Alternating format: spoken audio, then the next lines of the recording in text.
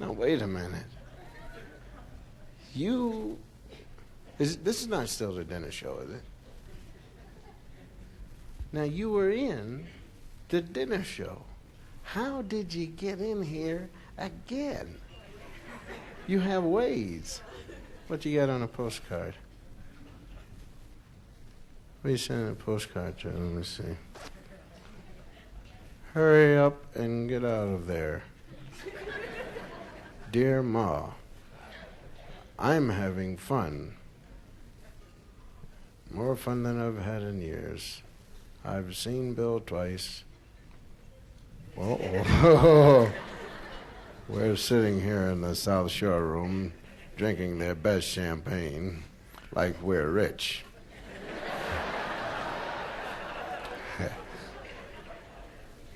Please send more money.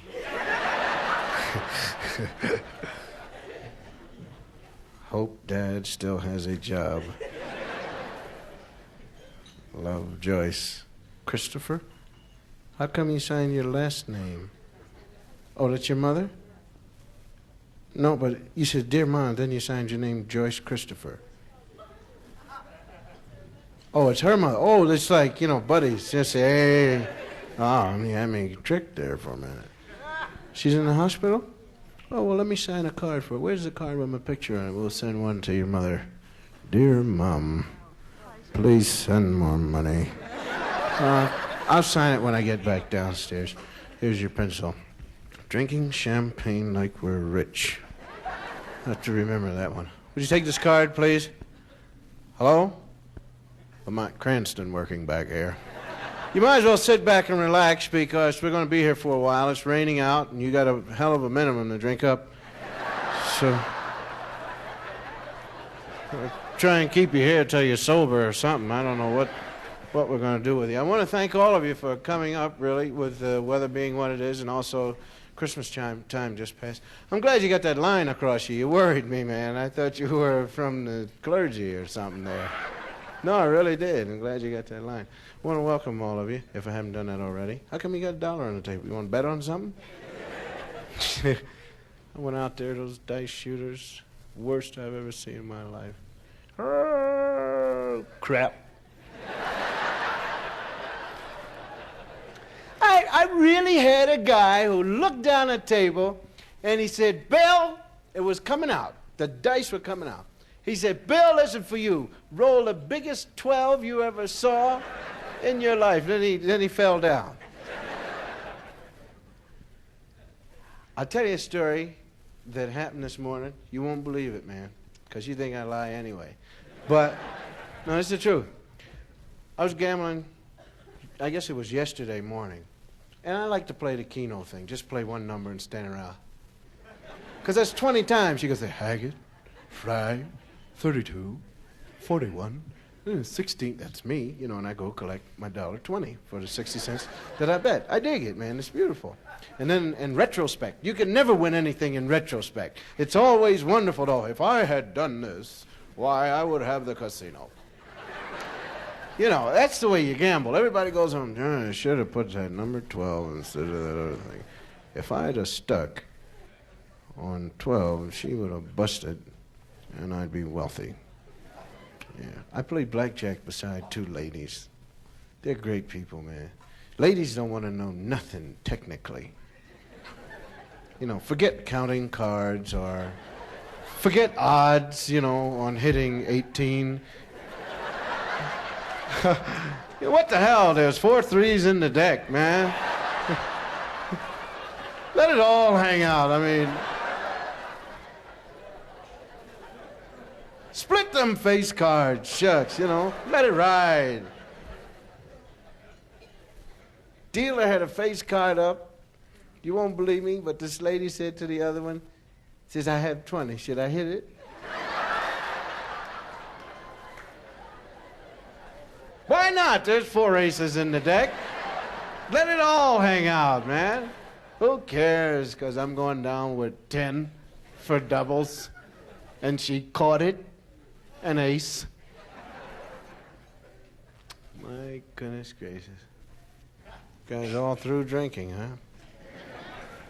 You finish up that champagne? Did you? No, I'm just checking out on you. Because, you know, I'm sending a postcard to Mom, too. Tell her how you were juicing. Dear Mom, they were really juicing. Anyway, I imagine you will. You probably drink on your way to heaven. I'll drink to heaven. Drink on the way down, too. I was thinking about death. Death now. When you die, you know, when you go to meet those guys, they must be at the gate or something, you know. And it's kind of like you report in, and they say, what's your name? Cosby, William. Middle name, Henry, Jr., yes. So let's see. Says here that on August the 15th, you said you didn't believe in God. I didn't say that. I didn't say that. No, it says right here, it's written in the book. Well, whoever wrote it.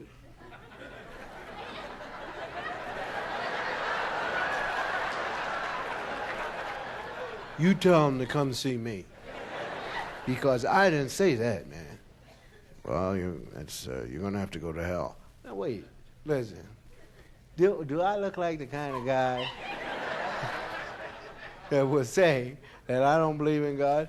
Well, you have nothing to do with the way you look, sir. It says right here.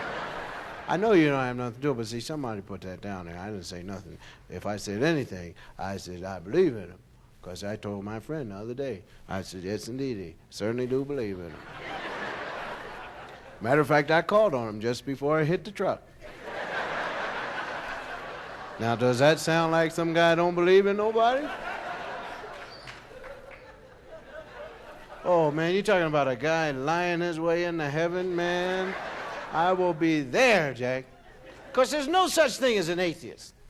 No such thing as an atheist, man. You may walk around all day saying, I don't believe in God, ain't none. But if that ground shakes, you're going to look up. That's all there is to it.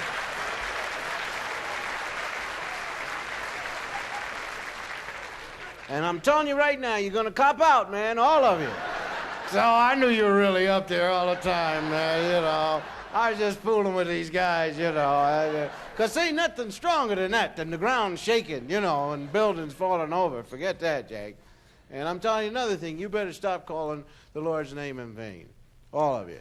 Cut it out. You don't need to, because he's busy. God is busy. God is busy, man. He's working, trying to solve problems, trying to solve the racial problem, trying to solve Vietnam. He's trying to solve them so they don't look like it was a miracle.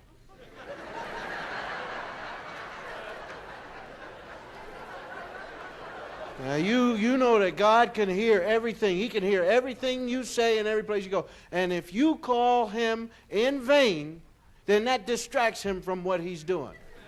Think about that. You see a friend of yours and say, oh, my God, there's Ethel. He said, what? Who called me? Who called me?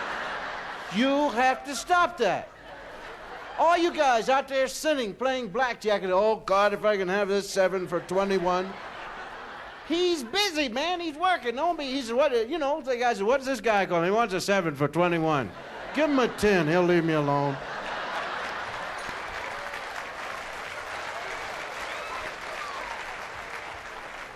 Now, I got a friend of mine. His name is Rudy. Rudy don't do a damn thing. Call on him.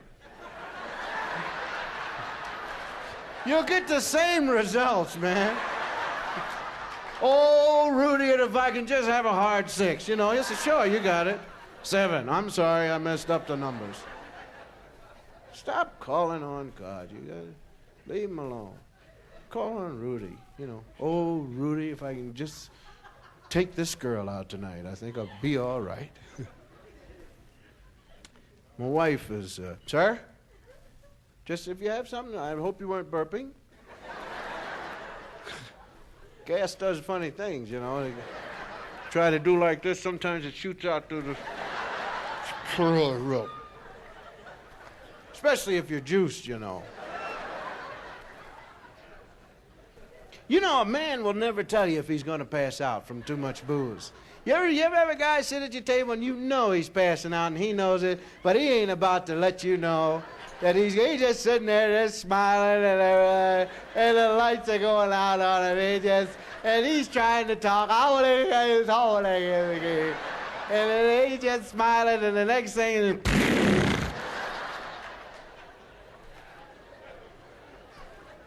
Then the next day he says, what did I do? Was I good or was I bad? You passed out. I don't remember anything. And women drinkers, you know, champagne is all right for women, wine is all right, but some of these women around here, they got... What are you looking for, dear? Huh? Yeah, I used to do that. I played basketball against Wilt Chamberlain when I was in high school. I played for Germantown High School. He played for Overbrook, and he didn't know anything about the game. Every shot I put up, he ate it. And then he jumped through the basket. He was really something in those days. I gotta tell you this story. This is a true story. When in North Philadelphia, now please follow me. North Philadelphia. Now I lived on 10th Street, which is here. Now this is all ghetto, see. And in the ghetto, the kids, teenagers and whatnot, break off the thing into sectional things. In other words, if you live on 10th Street, you are not allowed to go to 20th Street. Because the guys that live on 20th Street say, you stay out of here. See, because they don't want you coming to see their girls. Now, they don't even date their own girls, but they just don't want you coming around there, see. So, if you are invited to a party on 20th Street, you have to do some good sneaking, man. Because the guys are right on the corner where it says 20th Street. And they're looking, you know, kind of like the customs guys, you know. Let me check your bags, you know. Where do you live? I'm going to see my cousin. You don't have a cousin. Your cousin said she don't know you.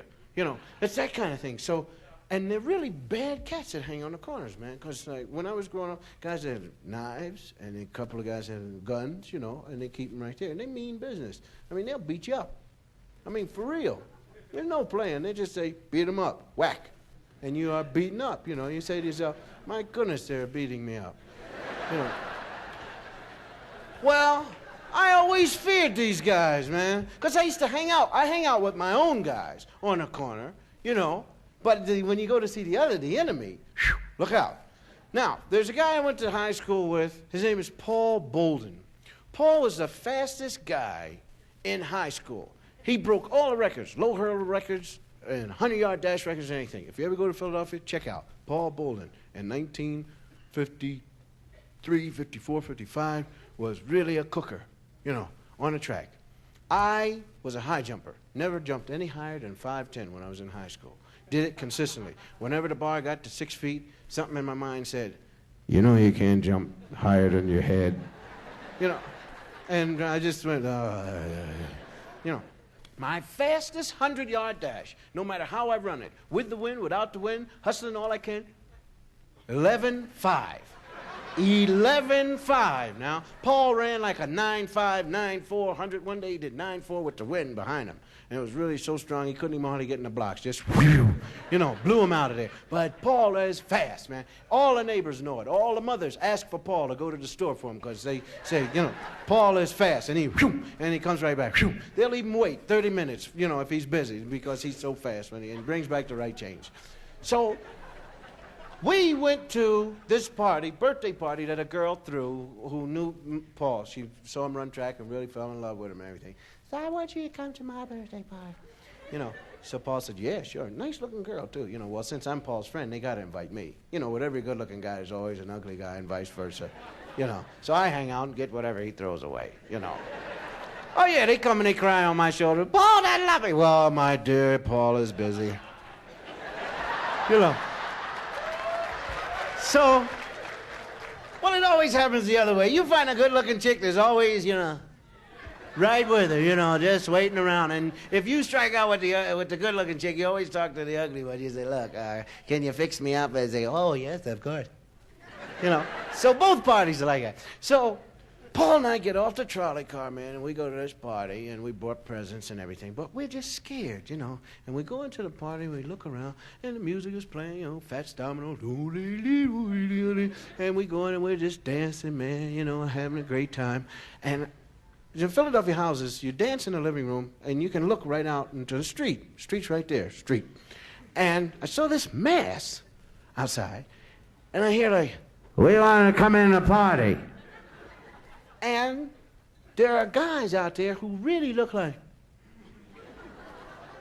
and they're holding up their knives. "We're coming in the party. You gonna let us in or what?" So I said to Paul, I said, "I think we better leave, man, because these guys are gonna kill us, man. They're gonna beat us up." So Paul said, "No, man, let's stay a little while, you know, they can't get in, you know." And he's dancing. So I go over and I look, and the guy next, and the mother opens the door.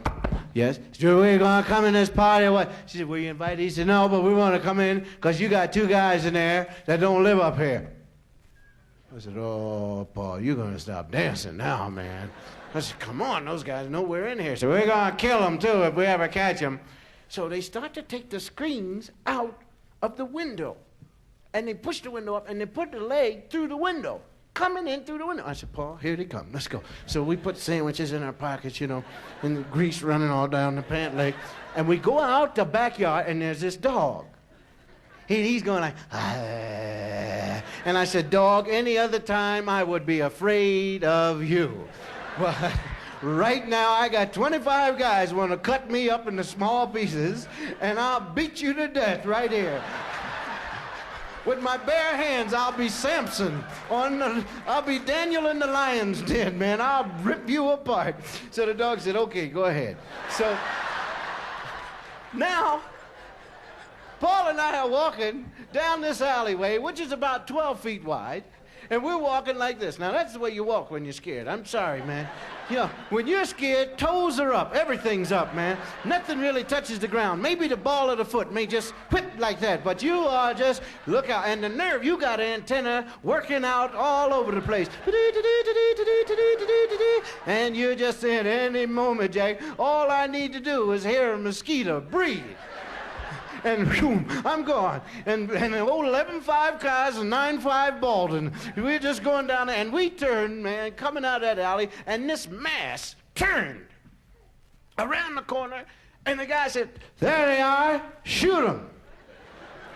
Well, folks, there's a race that went on in that alleyway that there was no tape to break. Paul Bolden lost that race. I turned around, Jack, and the last thing I remember was my hand shot out. I didn't have perfect form, just the right hand reaching out for whoever. I remember calling, "Ma!" I hit that alley, never saw Bolden. There's a turn, you have to make a right turn when you come up to the edge of the alley. Usually if you're running fast, you have to do like that.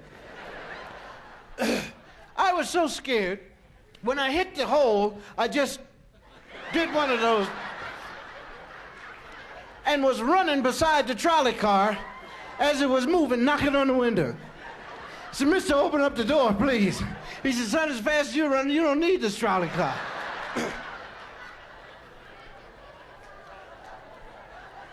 Fear will make you do a lot of things. Made Bolden slow up. I couldn't wait for him, man. Yes, indeed.